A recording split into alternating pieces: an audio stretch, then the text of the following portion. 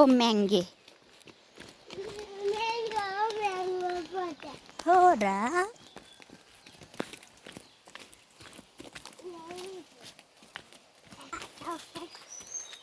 Okay साथीहरू, हाम्रो के भन्छ बाटो चाहिँ चेन्ज भएछ, परिवर्तन भएको छ। अघि हामी खोलाबाट जाने भन्दै थियौँ अनि हाम्रो यता सरको रिक्वेस्टमा हामी पुलबाट जाँदैछौँ। झोलुङ्गे पुलबाट साथीहरू।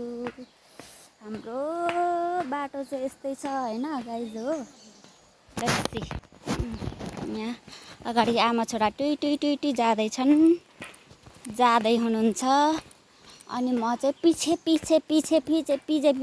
जाँदैछु। मेरो फोन दिन त फोटो खिच्दिनु पर्ने हो। ओके निहाङ हेलो भनिदिनु न चिज। मैले भिडियो बनाएको छु, फोटो खिचेको हैन। नाम देखिनु भएको छ। जे होस्, you are looking so cute दे। निहाङ यो कुन खोला हो? यो देखिँदै गरेको ओ यो न दाट। अनि उताल के गर्दैछ मान्छेहरू? उताल हेर्नु त, यता उताल के गर्दैछ? ढुङ्गा लोड गर्दैछ। ओके ल, फोटो खिचिदिनुहुन्छ मामुले, फोटो खिचिदिनुहुन्छ। यो चाहिँ चिसाङ खोलाको पुल हो साथीहरू है। And I am here. अनि खोला चाहिँ खासै ठुलो छैन, अस्ति चाहिँ ठुलो थियो, अहिले चाहिँ अलिक सानो भएको छ। नभन्दा अस्ति पानी परेर त ठुलो भएको थियो। अनि बर्खाको याममा चाहिँ एकदमै ठुलो हुन्छ, अनि अरू बेला चाहिँ सुक्किँदा हाल्दैन, अलिक सानो सानै हुन्छ साथीहरू। ओके अनि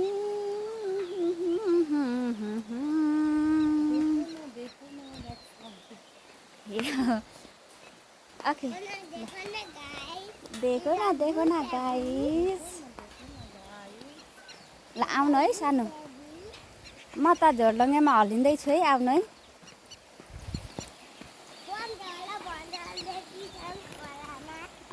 फोन झऱ्यो भने त चिसाङ खोलामा।